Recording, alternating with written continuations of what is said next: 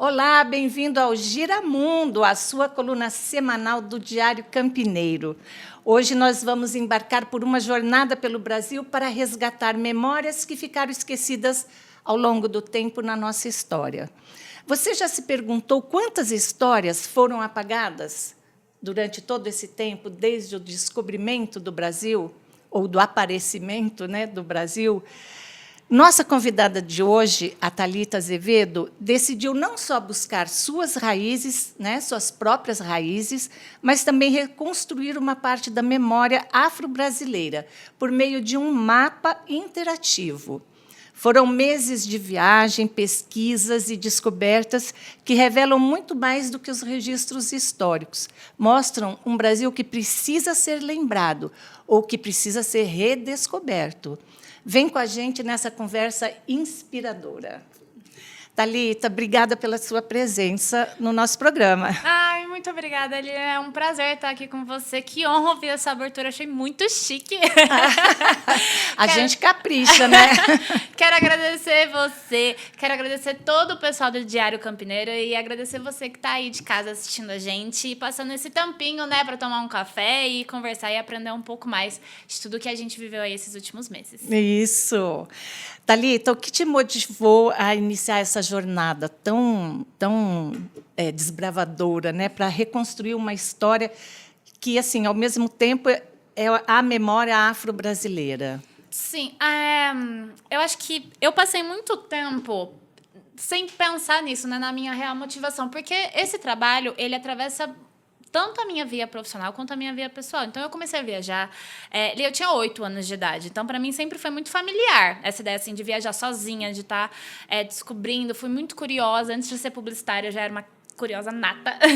E aí, migrei para a área de tecnologia e fui entender um pouco da minha percepção, da minha autopercepção, a partir do momento que eu me tornei líder e comecei a desenvolver pessoas.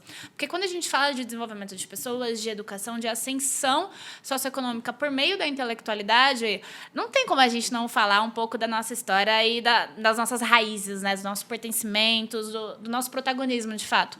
E aí eu me dei conta que, morando no Rio de Janeiro, eu nasci aqui em Campinas, morei um tempo em São Paulo, depois fui para o Rio de Janeiro, mas morando no Rio de Janeiro eu não tinha muita certeza de quem eu era, de onde eu tinha vindo. E aí o meu avô materno, ele tem demência, o meu avô paterno já tinha falecido, e aí isso começou a me incomodar muito, da onde eu vim, qual que é a minha trajetória, qual que é, de fato, a minha narrativa, da onde vem essa família, que é espalhada pelo Brasil inteiro.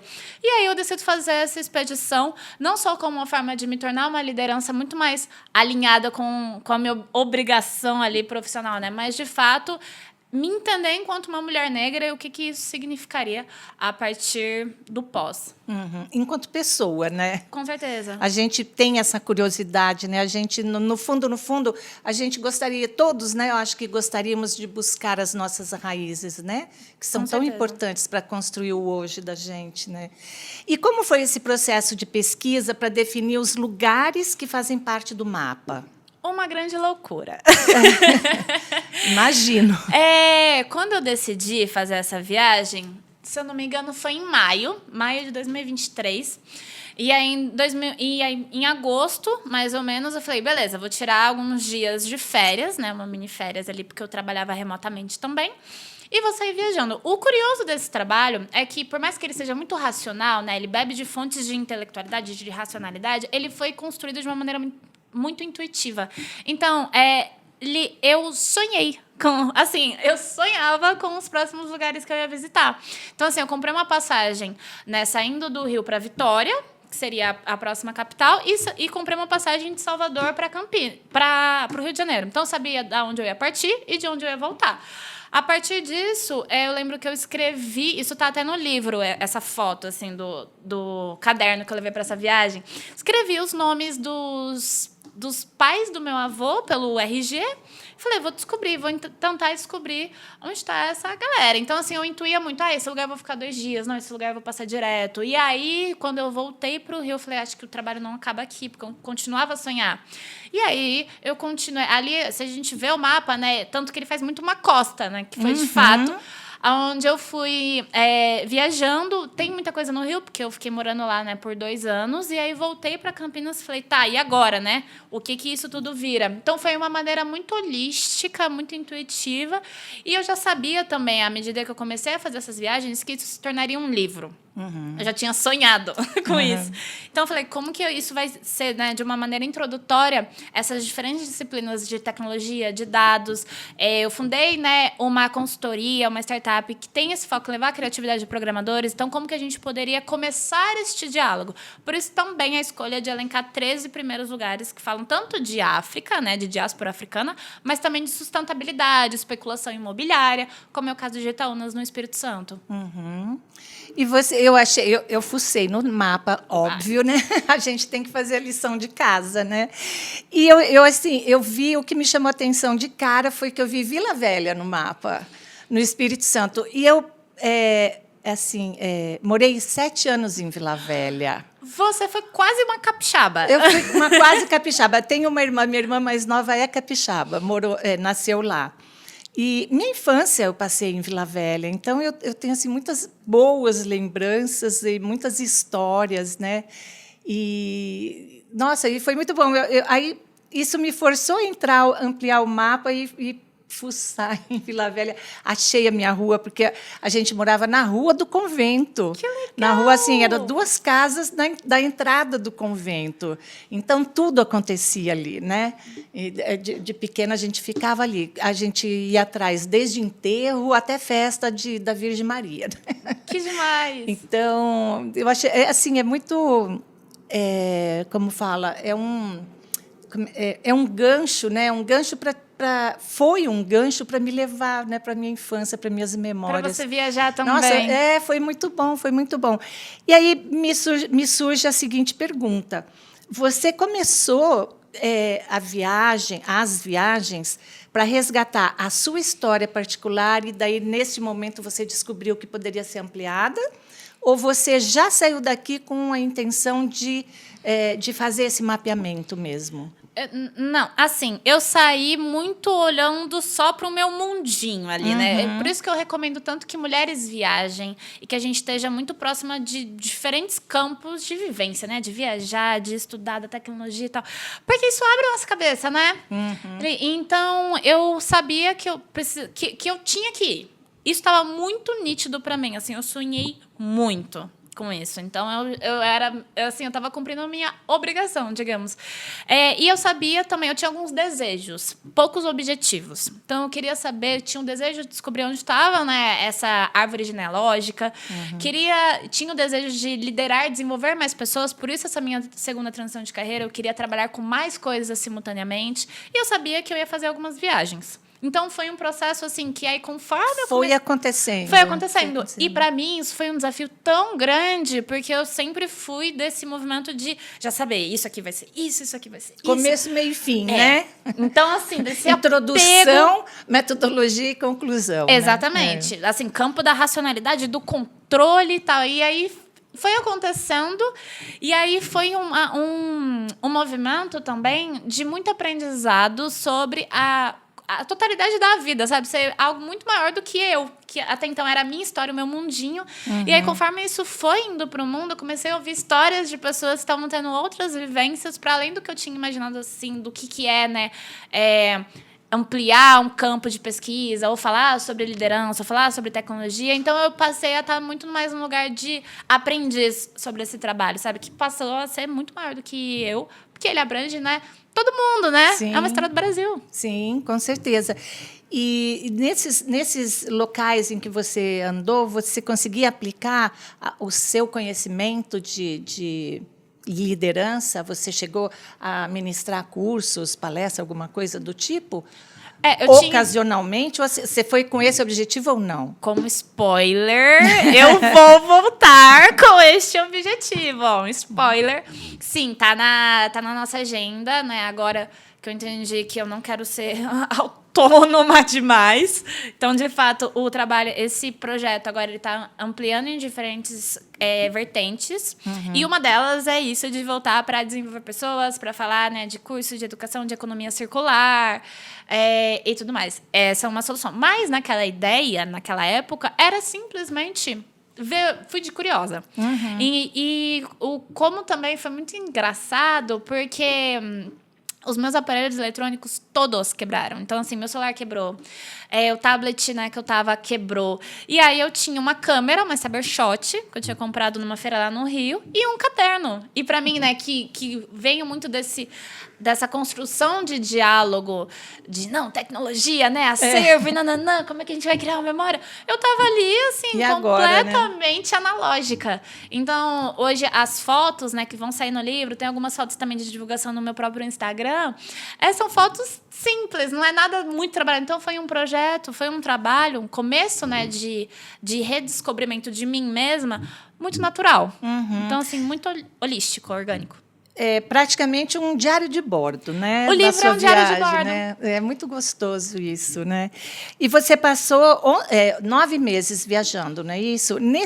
Durante esse tempo, qual foi o momento mais marcante da sua viagem? Olha, eu acho que teve alguns momentos muito marcantes. Acho que poderia elencar 3.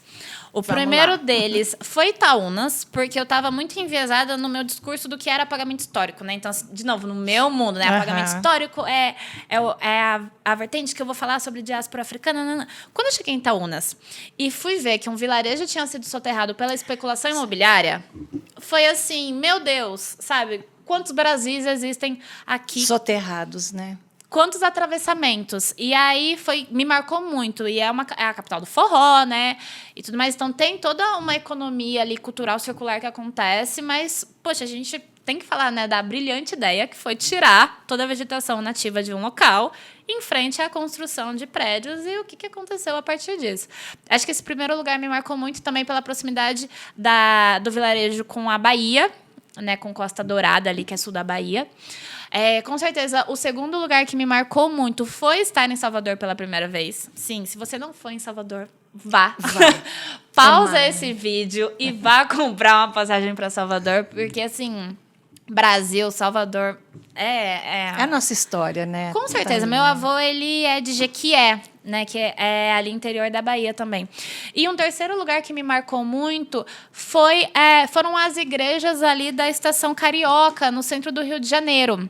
Porque são igrejas que falam de figuras de mulheres, sobretudo mulheres revolucionárias históricas, como é o caso da Anastácia, que tem um santuário também e tudo mais, mas a gente pouco fala sobre isso e eu acho muito interessante também porque atravessa diferentes religiosidades. Então, assim, você vai numa igreja católica que tem do lado pessoas acendendo velas de uma outra cultura de religião de matriz africana.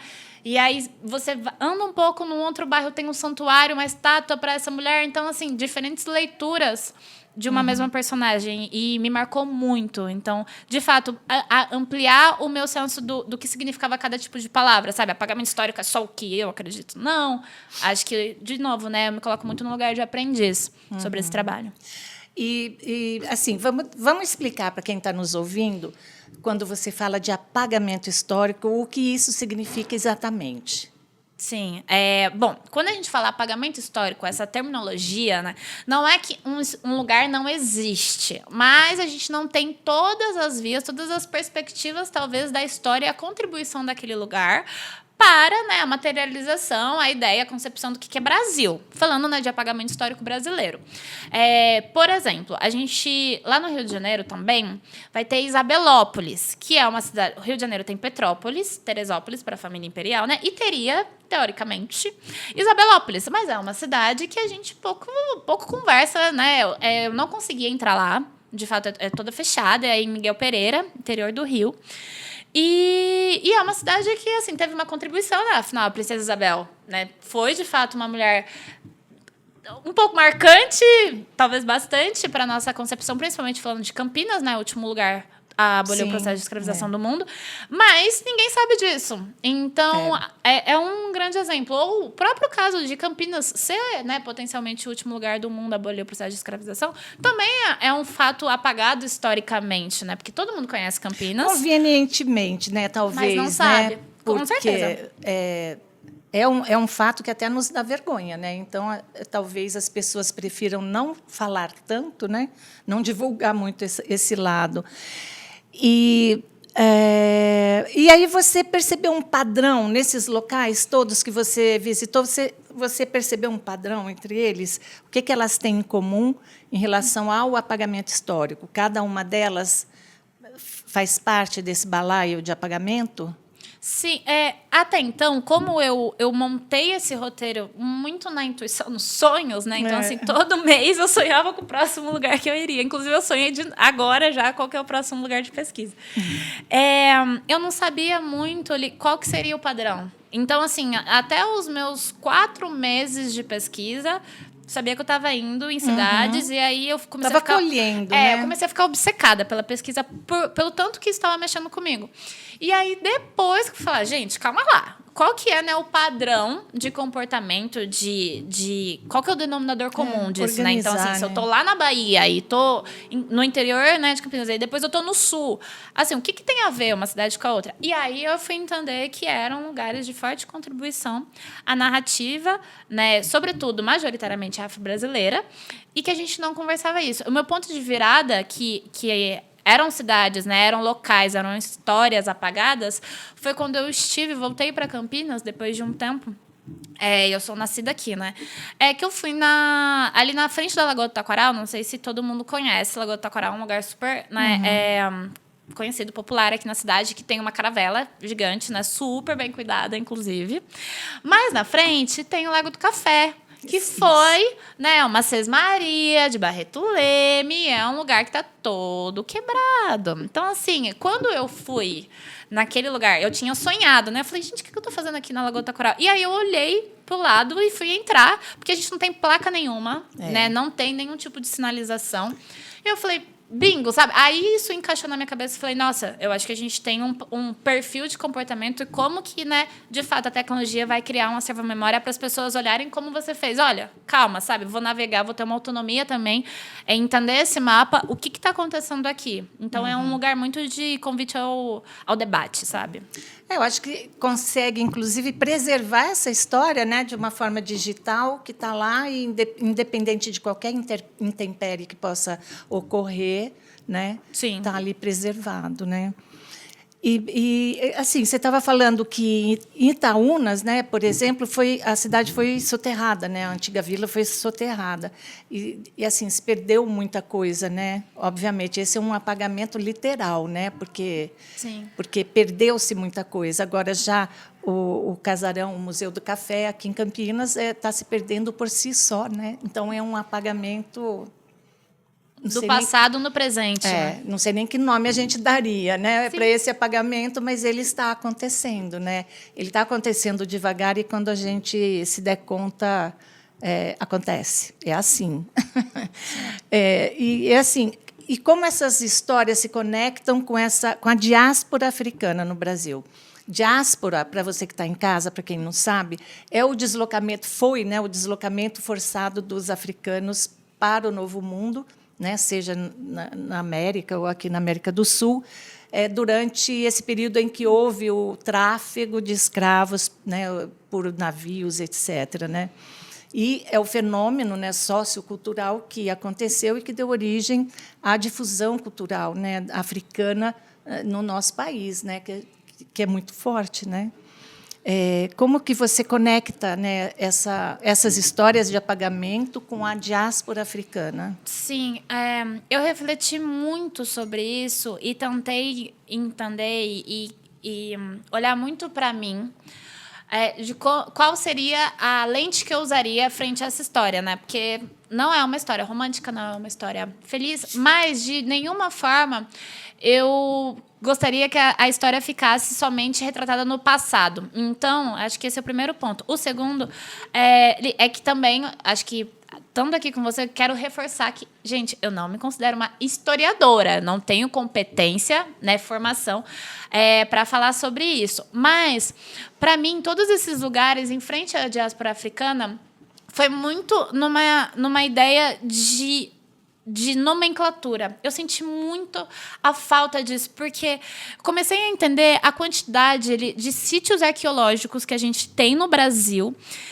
E, assim, né, às vezes a gente fala, o período da escravização de pessoas, né, muito tempo atrás, sabe, como se tudo fosse muito distante, mas agora, volto a falar de presente, né, agora não sei se você aí de casa também tem acompanhado, em São Paulo, na cidade de São Paulo, está sendo construída uma estação de metrô, né, onde era a escola de samba Vai-Vai, Saracura Vai-Vai, e é um sítio arqueológico. Então, assim, não é... Às vezes a gente coloca muito num distanciamento, né, da época da diáspora africana, né, da escravização, do tráfico de pessoas, mas existem locais que estão sendo reconhecidos agora, mas que estão sendo fortemente, né, forçadamente apagados. Então, o meu trabalho e todo o comprometimento disso... Talvez, e que foi um processo também que eu tive que aceitar, assim como a doença do meu avô, que a gente não consegue repaginar ou materializar todo o passado. Eu acho que esse trabalho também, eu perdi muito. Não é uma história assim que, no final, gente, eu encontrei a família do meu avô, eu curei meu avô. Já era, sabe? A memória dele, ele não volta mais. Então, eu tive que viver esse luto. Assim como foi de toda a história, né? Então, as pessoas, quando chegavam no Brasil... Rio de Janeiro, o maior porto de entrada de pessoas... Cais do Valongo, que está no mapa, né? O maior porto de entrada de pessoas escravizadas da América. Muita gente entrava como preto novo. Então, já não tinha uma materialização sequer de nome. E aí, eu acho que não é nem, talvez, o apagamento. É a falta até de registro. De registro. Sabe? Não teve nem o começo. E o que você sentiu no Cais do Valongo? Quando eu fui, eu acho que tanto quando eu pisei a primeira vez no Cais do Valongo, quando eu pisei a primeira vez na Bahia, Costa Dourada, eu senti uma energia, assim, muito de tarefa, sabe? Eu senti que eu precisava estar ali. Então, para mim, foi muito forte. Que foi um processo... Essa jornada também de pesquisa foi um processo de cura, porque eu saí de Campinas muito irada com essa história, sabe? De ninguém vai falar que a cidade foi apagada historicamente, né? E agora? E os museus? E tudo mais. Então, eu precisava me internalizar, cuidar de mim e falar, sabe? Isso existe. Como é que... Esse trabalho, o meu trabalho, todos esses anos investidos na minha educação, na minha profissionalização, podem contribuir para algo que me dói. Sim, o que eu posso fazer por isso? Exatamente. Né? Como que eu posso ser política? Que solução eu posso levar, né? Porque o problema a gente está vendo. Exatamente. Né? E então, foi muito nesse outro movimento, sabe? Que de aceitação, de dor, né? De aceitação, e depois a jornada de beleza. O que vem a partir daqui, sabe? Se eu não consigo revitalizar quem veio atrás, então eu preciso abrir para quem vem para frente, não só para mim, mas para as outras pessoas dessa nova geração, sabe? Uhum. Você que está nos assistindo, aquela chamadinha clássica e chata, né? Não esqueça de deixar seu like, de compartilhar, de se inscrever no canal. É muito importante para a gente, porque isso nos dá autoridade. E as redes sociais, o YouTube particularmente, pode nos distribuir para mais pessoas, né? Então, quanto mais compartilhado, mais pessoas entram em contato com essa história que é tão bonita, né?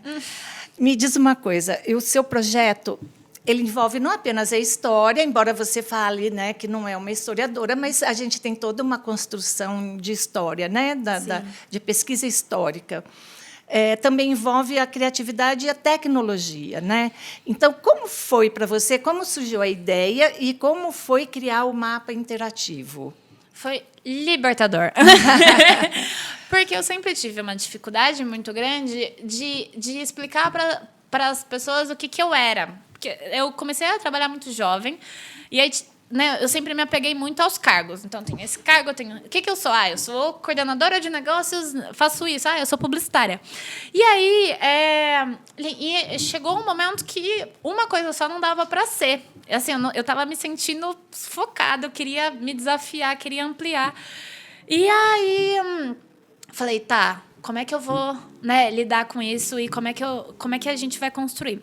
Depois que eu fiz todas essas viagens e aí comecei a ter essa autoconexão comigo mesma, né, e toda essa jornada que também beira um pouco a espiritualidade, eu não sabia como que eu ia levar isso para o mundo. Porque eu não consigo explicar as coisas sem contar uma história. Eu acho que antes, nem como historiadora, mas como storyteller. Assim, para mim as coisas sempre têm que ter um porquê. E aí, toda essa curiosidade. E aí eu lembro que ano passado eu estava num evento, o Web Summit, que esse ano eu volto como embaixadora, né, brasileira desse evento, que é um grande evento de tecnologia no mundo. E aí tinha implementado, né, a ONA, que é essa frente, né, de ensino, de metodologia, de desenvolvimento de pessoas em diferentes variáveis. E aí todo mundo me perguntava qual é o produto da ONA. E na época, gente, eu era assim, por mais que eu tivesse, né, toda um conforto nesse cenário, né, do corporativo, eu não tinha muito assim uma cartilha de como você empreende. Uhum. E aí todo mundo falava, né? Não qual tinha produto? ainda um portfólio, é isso? Não, uma eu coisa tava ali fazendo, tipo, eu sabia... Tava tateando ainda, né? Eu sabia muita coisa que eu gostava de fazer, Uhum. mas eu falei, gente, eu vou deixar qualquer pessoa maluca se eu começar. O que você faz? Eu gosto de tirar foto, mas eu gosto de escrever, mas eu gosto... Então, assim, ficou difícil. E aí eu falei, temos um problema aqui. E aí me perguntavam muito, né? Qual é o produto que você vai levar para o mundo? O primeiro produto. E aí um dia foi completamente assim improvisado. E eu falei, o produto é uma base de dados de lugares historicamente apagados no Brasil. Saiu. E aí todo mundo ficou assim, nossa, que legal e tal. Só que tudo isso estava na minha cabeça. Uhum. E aí eu falei, gente, como é que eu vou fazer isso para que seja didático, sobretudo para qualquer pessoa consiga entender qual é a linguagem que eu estou usando? Porque dentro do ambiente corporativo, de tecnologia, de publicidade, a gente tem alguns tipos de linguagens, de idiomas que, com certeza, eu acho que é importante falar isso, são excludentes e são pensados para isso. Por mais que eu acredito ser político a minha presença em cada um desses lugares, eu preciso que a vizinha da minha mãe entenda o que eu estou fazendo. Exato. E aí eu falei... Eu tive um café, na época, com um jornalista que falou, nossa, eu acho que tinha que ser um mapa, né? Não sei, eu não consigo... Porque você viajou tanto. Eu falei, quer saber? Peguei uma garrafa de café. Na época, esse mapa estava no Google Earth, que é, né, uma plataforma da Google sobre isso. Falei, como que eu vou acessibilizar isso também? Mas também estou sem dinheiro para investir, porque eu já tinha investido em todas as viagens na pesquisa. E aí fiz as coordenadas geográficas, li, e foi para o Google Earth. Então, esse foi o primeiro passo. E aí eu comecei a falar, o mapa agora está existindo. E aí eu fui conhecendo... Eu acho que é legal também, por mais que esse trabalho ele leve muito o meu nome como protagonista, né, que fiz todas as pesquisas, que tem um atravessamento muito da minha história, mas esse trabalho ele tem sido desenvolvido por muita gente, sabe? Então, poxa, as pessoas que me contaram as histórias dos lugares que eu viajei, você que está aqui, que a gente está aprendendo juntas. Então, eu também quero que sair desse lugar de frente, sabe? Então, a minha ideia, quando você entra no mapa, não é assim, ver a minha cara. É você, de fato, entrar numa jornada de aproximação. Até para a gente reinterpretar o que é multidisciplinaridade, né? Então, assim, um mapa, é um estudo que você tem diferentes disciplinas. Tem indo para as escolas também, agora. Eu fiquei super feliz, mas, assim, tem competências de matemática, de geografia, de história, de língua portuguesa. Então, sabe? Porque isso é uma coisa só. Quando a gente fala de história do Brasil, um país tão multifacetado, sabe? Então, é uma tradução um pouco também de mim mesmo. E assim, o mapa vai crescer. Ele, em termos de conteúdo, de informação, ele tende a crescer. Você vai ainda alimentar, vai ser constante essa alimentação no mapa? Sim, inclusive eu recebo mensagens assim sempre de gente me cobrando, sim, mas eu sou uma só. Mas a minha ideia agora de aprimorar esse estudo, o mapa, né, todo o meu planejamento futuro é para que ele seja o que a gente chama de open source. O que é isso, né? Open source é quando a gente abre um código e qualquer pessoa consegue mexer naquilo. Então, qualquer programador consegue editar o mapa, colaborar com ele. À medida que também qualquer historiador ou qualquer pessoa que queira contar a história de um local também possa contribuir. A minha ideia com o mapa agora é ampliar para a gente ter um trabalho coletivo. Primeiro, porque eu não vou dar conta de viajar mais o Brasil inteiro. Não, e tem muita história, Tem muito né? lugar. É o Brasil inteiro, né? E é como se fosse, a minha ideia assim, é como se fosse um grande campo de memória coletiva. E também um portfólio para a área de programação, de programadores, de desenvolvedores do Brasil, tomem seu protagonismo, que seja um portfólio. Então, quero que tenha uma aba também nesse mapa, de todas as carinhas de cada um dos programadores que contribuiu. Porque, assim, o mercado de tecnologia e inovação no Brasil tem crescido muito. A gente tem falado, principalmente agora com a ascensão da inteligência artificial, né, e esses outros, o próprio Pix, todos esses outros recursos. Mas, assim, a gente tem uma mão de obra, a gente tem uma potencialidade gigantesca. Então, assim, eu quero unir, né, o mercado externo e interno para que a gente tenha uma colaboração tanto de quem quer contar a sua história dentro desse mapa, quer colocar um lugar da forma mais didática possível, né? Estou estudando as vertentes que a gente vai olhar para isso, mas também quem quer entrar nessa área, né, de tecnologia, desenvolvimento, muito nesse cunho de protagonismo brasileiro, regional, que né, por que não falar sobre a nossa história, então. Eu já tenho para contribuição. Amei, vamos. Em Campinas, eu tenho o documentário O Boi Falou, que é da lenda do Boi Falou. Foi feito em 99, 2000, não, mentira, 2008. E ele foi premiado em Campinas, né, pelo Fundo de Investimento à Cultura, e a gente fez uma dramatização. Tem alguns depoimentos de historiadores, né, sobre a lenda, e a gente fez a dramatização da lenda dentro do documentário. Tem nem meia hora, mas é super bonitinho. E até outro dia era o único documentário, o único material audiovisual que existia sobre a lenda no Brasil inteiro. Não existe, a gente não tinha um material específico. Agora, até a próxima semana, porque na Semana Santa a história do Boi Falou é na Sexta-feira Santa, né? Uhum. E até a próxima, agora na próxima Semana Santa, o Tom Crivellaro, que é um ator de Campinas, né, de teatro, que inclusive ele trabalhou com a gente no documentário, ele fez uma outra releitura, né, do Boi Falou, e vai estar lançando o vídeo, o filme, enfim, na Sexta-feira Santa. Então, a gente já conta com mais material, né? Então, bem bacana. E até ia dar sugestão, né? Podia ter uma aba que colocasse todos esse tipo de documento, né? Audiovisual, documento, fotografia. Eu sei que, por exemplo, lá em Barão Geraldo tem uma história assim muito rica também. Não sei se você já andou fuçando por lá, se você já sonhou com Barão. Foi o lugar que eu sonhei, gente. Olha lá. Falei. E assim, tá bem na hora de você ir lá dar uma olhada, porque tudo acontece nessa Sexta-feira Santa que está chegando, né? Tem algumas tradições ali que vieram dos escravos, inclusive a gente tem ali fazendas, né, que tem ainda que preservam, né, que ainda tem, né, muita coisa ali, né? Sim. E, enfim, eu morei num sítio ali no final de Barão Geraldo, perto da Roja, quase divisa com Paulínia, onde o bairro chamava Quilombo. Então, tudo leva a crer que ali, né, possivelmente, né, teria algum quilombo dessa época e tal. Então, ali é muito rico dessas histórias, né? E assim como você também deve ter encontrado muita coisa, né? É muito bacana ter contato com isso, né? Sim, com certeza. E além do mapa, você mencionou que tem a ideia de fazer um livro, né? E até uma exposição, é isso? Sim. Como que esses projetos complementam a sua pesquisa? Qual que é a ideia? Conta pra gente. Então, gente, eu não sei se você aí de casa já escreveu um livro. Na minha vez, ninguém me falou, então eu vou contar pra você. É muito difícil. Porque, assim, fazer o mapa, por mais que eu tenha viajado, né, todo o campo de pesquisa, foram 9 meses viajando, né, e total desse projeto eu sempre considero mais ou menos 12 meses, mas, assim, foi do dia para a noite você construir algo, né, ali a partir da base de dados.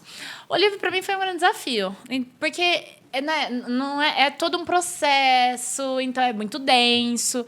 Para mim foi uma jornada também revisitar, como dando spoilers também, conta um pouco da minha trajetória pessoal, né, principalmente das experiências que eu tive começando a viajar tão cedo. Foi o start, né? Você Sim. partiu disso, né, da sua própria história, né, do seu resgate. Então, isso tem que estar no livro, né? Então, acaba sendo uma catarse, né? Não, foi obrigatório. E aí ele vai contando cada um dos lugares que estão no mapa com um breve descritivo e fotos e anotações dos lugares. Então eu fazia, é muito legal, muito interessante que aí depois, né? Eu terminei agora no Carnaval de escrever. E aí, entendendo o processo da jornada, né? Da abordagem das temáticas, do modo que eu anotava as coisas, do que passou a ser importante em cada um dos registros conforme o tempo. Então, foi muito legal, assim, para mim. E aí, a ideia de lançar o livro, inicialmente foi porque eu sonhei. Mas também porque eu quero, né, me desafiar e desdobrar e estar aí nessa frente de intelectualidade em diferentes formas de linguagem. Então, a gente tem o mapa para falar, né, de análise de dados, de programação, mas o livro também agora é de uma outra proposta, sabe? Para contar sobre isso, toda essa jornada. Tem muito material. Então, por mais que eu fiquei ali, né, só com uma Cybershot, foi o suficiente. Sim. Tirei muita foto e quero fazer agora na exposição. Claro. O livro lança agora, nesse próximo mês. Vou estar na Flipostos também para falar. A gente está organizando um pré-lançamento aqui em Campinas, fazer no Rio, em São Paulo. Mas também agora, nesse próximo passo, né, no próximo semestre, realmente ter a exposição com as fotos e sempre convidar as pessoas a mergulharem nessa história em diferentes idiomas. Então, por isso, a ideia de lançar o livro, lançar a exposição, ao passo que, né, São o projeto... linguagens, né? São várias... Né? Sim, ao passo que o projeto agora não fica parado, né? Porque aí ele vai ter essa outra forma, né? O site, né? O mapa em si, aí ele abre para o mundo, ele vai para o mundo. E aí, então, assim, são 3 coisas acontecendo paralelamente, né? Essa via do mapa como uma frente de acesso e de profissionalizalismo. Eu falei tudo errado, mas... Segue. Vamos é isso seguir. aí.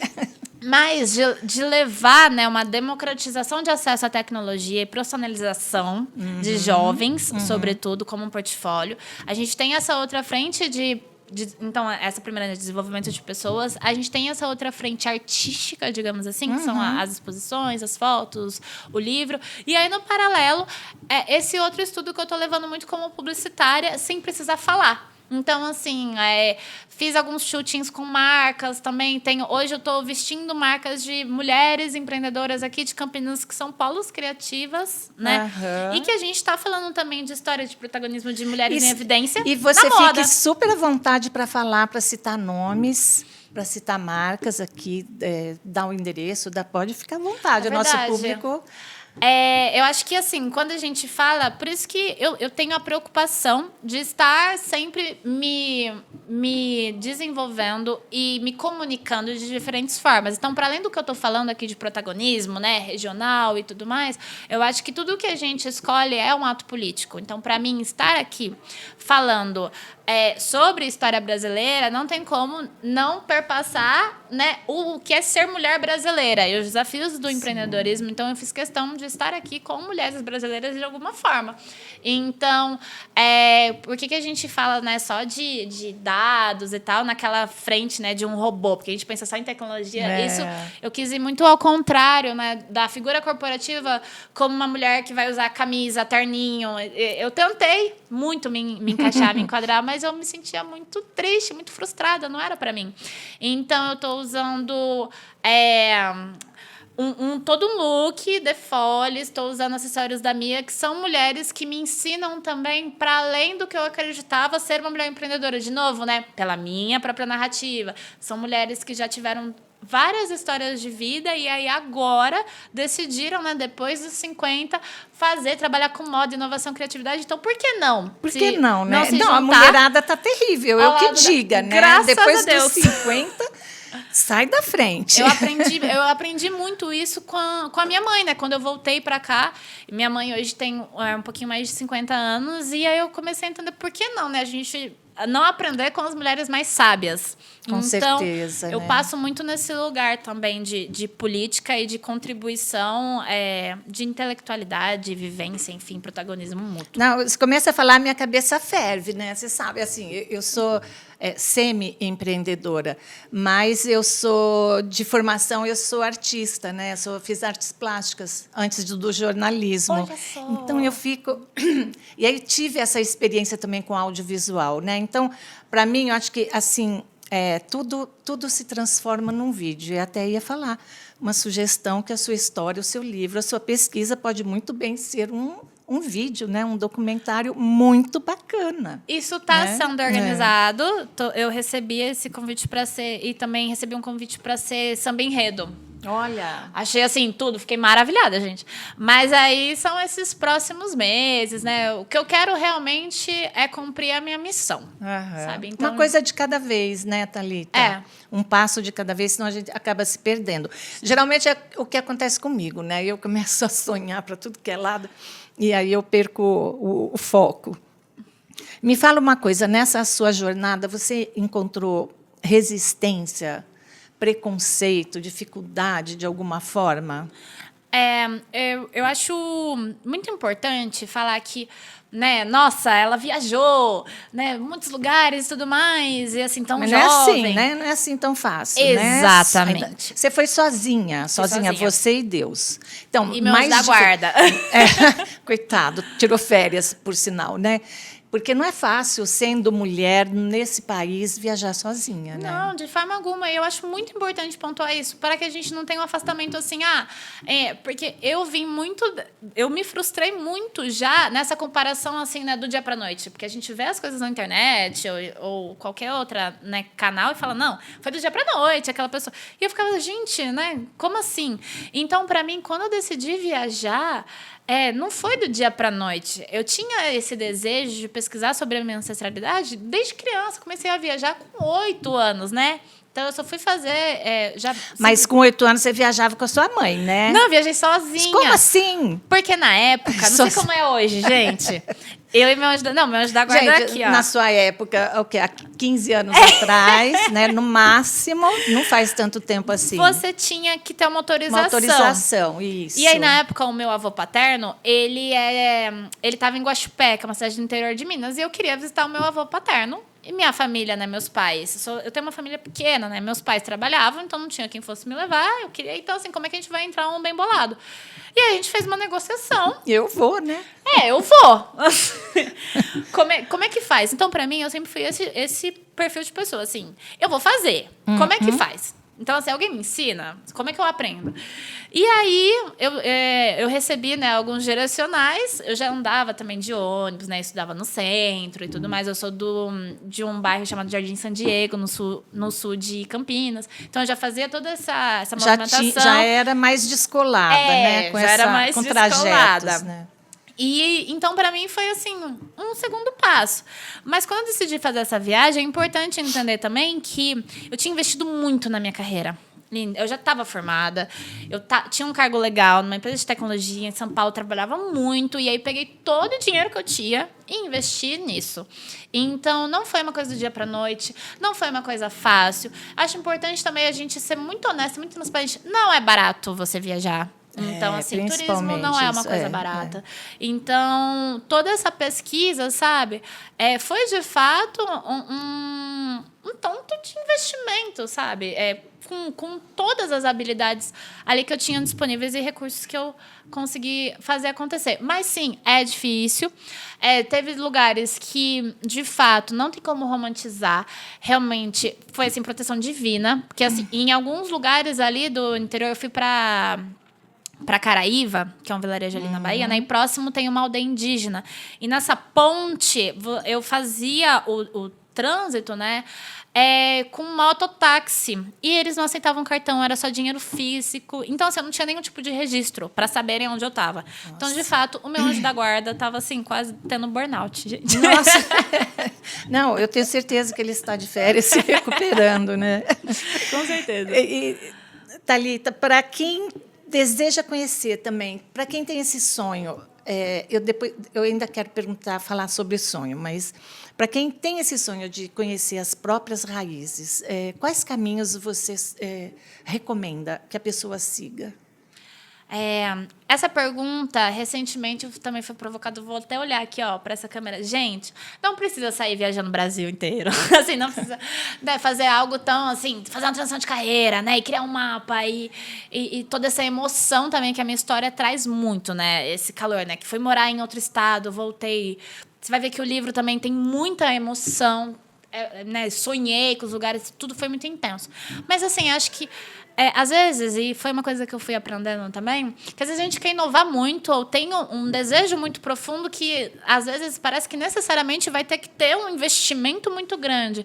E não. Para falar sobre apagamento histórico e revitalização da nossa memória, às vezes é você fazer um café da manhã com a sua mãe e falar, mãe, e aí? De onde você veio? Sabe? O que você fazia?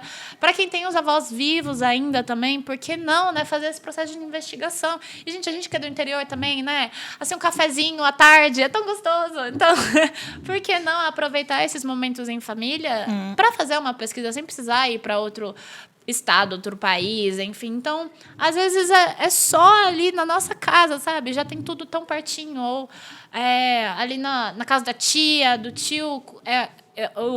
Eu falo muito que o meu ideal de sucesso com esse trabalho que eu vou falar, não, deu certo, não é só necessariamente o índice de empregabilidade em Campinas no campo tecnológico, ou quando a gente fala, né, de inovação, de dinheiro e tudo mais, mas é que as pessoas conversem com as suas famílias no almoço de domingo e queiram saber a sua história, porque quanto mais eu viajo, mais conheço o Brasil, mais eu me apaixono por ele, que é um país gigantesco, né, um tamanho continental. Então, por que a gente não realmente fazer o simples, sabe? E começar a criar... a minha mãe tinha, não sei se hoje existe ainda, aqueles cadernos de receita de culinária. Minha mãe tinha isso. E, para mim, eu sempre revisito muito essa memória, né, desse lugar. Aquilo ali também já era um registro de memória. É verdade, tão simples. É verdade. Eu tenho da minha mãe guardado, assim, amarelado do tempo, assim, é muito lindo. E assim, eu acho importante, muito bacana essa dica, e acho que a gente tem que fazer isso assim, já, né?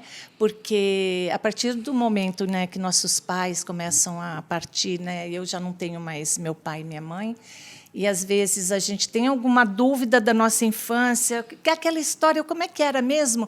E aí você já não tem para quem perguntar, né? E fica aquele vazio, né? Fica um vazio. E acho super importante até resgatar a própria história dentro de casa mesmo, porque ultimamente a gente não tem tido muito tempo, né, para ter a paradinha do café, né? E como você enxerga a importância desse tipo de projeto, do seu projeto, né, principalmente do mapa, para as futuras gerações? Sobretudo político. Né, é impossível não falar que o meu trabalho ele não é político, mas eu acredito que a minha ideia é que seja um facilitador, sabe? Porque eu não acredito ali de forma alguma que eu seja a primeira a fazer isso. Então, assim, e nem a única, né? Nada disso. E é, de fato, um facilitador daqui para frente. Você pode gerar, a partir do seu, pode gerar outras ideias, né? Também, sim, né? E não só isso também, mas que a gente tem um campo de memória, de fato, existente, né? Sabe? Então, assim, a minha ideia, eu tenho planos futuros aqui em Campinas, Brasil, desenvolver uma escola para a gente ampliar, né, novamente esse conhecimento interdisciplinar a programadores, a entusiastas de novas tecnologias, a criativos.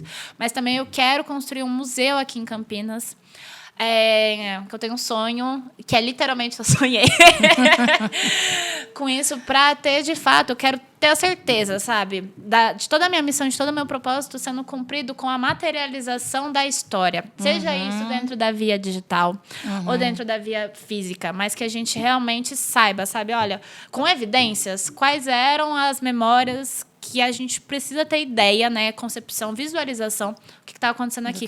Principalmente para que as próximas gerações sejam muito mais propositivas e intencionais, porque todo mundo fala de mercado de carreira e tudo mais, mas assim, se a gente não sabe, volto a fazer essa provocação, se a gente não sabe de onde a gente veio, se a gente não, de fato, se apega aos nossos porquês, à nossa identidade, como é que a gente vai criar, né, um futuro e um caminhar ali muito mais ambicioso até também, sem essas informações? Então, assim, as coisas precisam ter minimamente começo e meio. Para que a gente tenha finalidades diversas. E que o fim fique sendo escrito por muito tempo, né? Sim. Porque ele vai se modificando, né? Com certeza. E aí, assim, nosso tempo já está acabando, infelizmente, né? Que o papo está muito bom. Mas eu tenho que fazer uma última provocação. Uma última, não. Eu vou fazer a provocação, porque eu não te provoquei ainda. Ai, né? meu Deus. Você, com certeza não. Eu te pergunto. Você segue as religiões de matriz africana?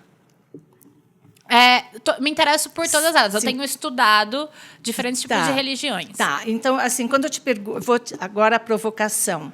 Quando você fala em sonho, que você sonhou com os lugares que você... né, cada lugar você sonhou com o que você vai fazer para frente. Você está falando do sonho da Thalita?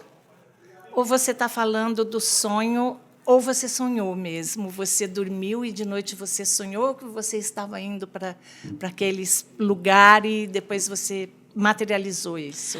Não é nada assim factível, né? Racionalizado. Eu, de fato, sonhei. E por isso que eu digo, né? De missão, de caminho, de propósito. Porque eu sou uma pessoa de uma intuição muito forte. Eu demorei muito para acreditar nisso e para realmente aceitar. Acho que dependendo de qual é a narrativa de cada um, para a gente realmente firmar os dois pés e falar, não, eu sou isso, e seguir em frente, né? Assim, eu digo de um outro lugar, assumir, né? Ser uma... Sobretudo, eu acho que é muito difícil para mim também não enviesar esse discurso para o campo de feminino, né? De negritude, porque é de fato o que mais me interfere enquanto indivíduo. Mas, assim, a gente assumir esse protagonismo, ele é desafiador, né? E ele leva um tempo. Então... Os sonhos, quando eu comecei a decidir cuidar mais de mim também. Hoje eu não bebo, né? Eu não fumo. E comecei a cuidar um pouco mais, né? Do meu corpo, sobretudo. Eu comecei a estar muito mais alinhada comigo mesma. Então, sim, eu tive muitos sonhos de quais eram os lugares. E é legal que no livro também tem algumas anotações. E aí, como foi muita coisa no bloco de notas, então a gente tem algumas datas, né? Eu dei uma entrevista super legal, mês passado, eu acho, aqui em Campinas, e aí eu tinha no bloco de notas um registro do sonho, que eu sonhava que eu dava essa entrevista em janeiro, no começo do ano. Então, eu tenho evidências, gente. Tanto que foi um fato, assim, eu falei pra minha psicóloga, eu tô ficando maluca? Mas eu acho que... E não é uma coisa, assim, exclusiva a mim, sabe? Quando a gente fala de ancestralidade, sobretudo a ancestralidade africana, é algo muito forte. E aí eu fui entender também da minha árvore genealógica que existiam mulheres que tinham uma influência... espiritual muito grande no recorte religioso, espiritual, africano, sobretudo. Então, assim, a fruta não cai muito longe do pé, né? Com certeza. Porque esses sonhos não vêm por acaso, não. Né, Thalita? E, assim, eu sou uma pessoa espiritualizada, né? Então, não sigo nada ao pé da letra, mas...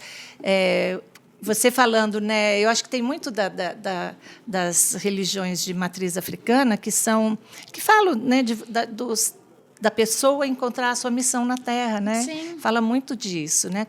Quando é estudado mesmo, né? E você falou muito disso. Você sonhou com aquilo. Você entendeu como uma missão, a sua missão na Terra enquanto espírito, né? Sim. E você foi realizar, foi atrás, aceitou e obedeceu, né? Sim. Então, é bem bacana, né? Bonito isso, né? De saber. E me fala uma coisa, a gente está mesmo encerrando, eu gostaria que você deixasse, se ficou alguma coisa sem falar, para você falar agora. Sim, né? Dê o seu recado para quem está ali em casa nos assistindo. Quero mais uma vez te agradecer ao pessoal do Diário Campineiro por esse convite, que eu não sonhei. Não Olha sonhava. Só, que pena. Mas eu tentei fugir muito de mim. Assim, né? Então, como é que eu vou mostrar para o mundo quem eu sou enquanto personagem? Porque todos nós somos, né, personagens, mas enquanto indivíduo, enquanto protagonismo. E todo esse olhar dessa frente que várias vezes eu falo sobre sonho, mas também eu falo de intelectualidade, né, de racionalidade, de dados. Então, buscar esse equilíbrio, para mim, é um grande desafio e me dá um grande tesão de viver também, assim, né? Como é que a gente vai equilibrar todos esses pratinhos? Mas, para quem está assistindo a gente falando, não, mas a Thalita fez isso porque ela sonhou, né? Porque ela recebeu um convite. Gente, tem muita história que só está esperando um ouvido para ser contada. Então, acho que é um convite realmente para a gente colaborar.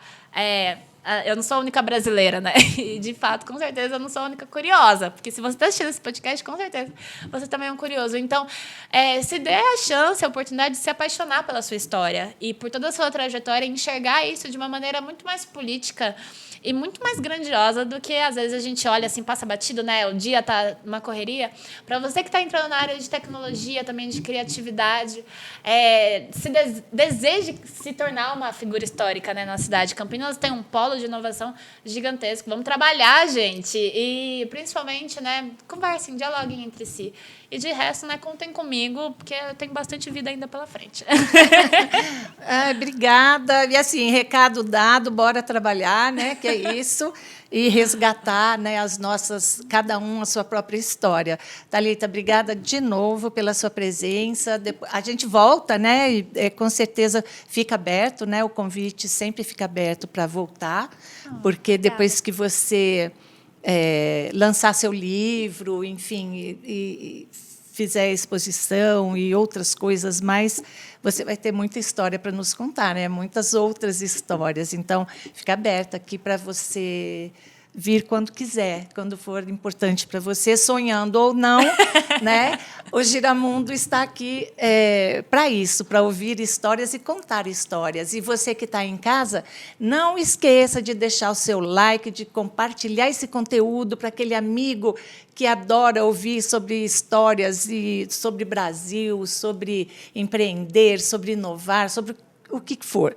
E, se você também não gostar, manda para o inimigo, né? Que também faz, né, o mesmo efeito. Acessa o mapa, gente. Acessa o mapa. Olha esse e mapa. Os endereços vão estar passando aqui na sua tela ao longo da nossa entrevista, da nossa conversa, ou aqui no final também, de alguma forma, você vai ter acesso aos endereços, o contato da Thalita, o endereço do mapa, onde achar, onde entrar, onde conversar com ela, mandar história, encontrar com ela, onde que ela toma café de tarde. E aí ficar tudo certo. Até o próximo Giramundo. Um beijo. Tchau, gente. Tchau.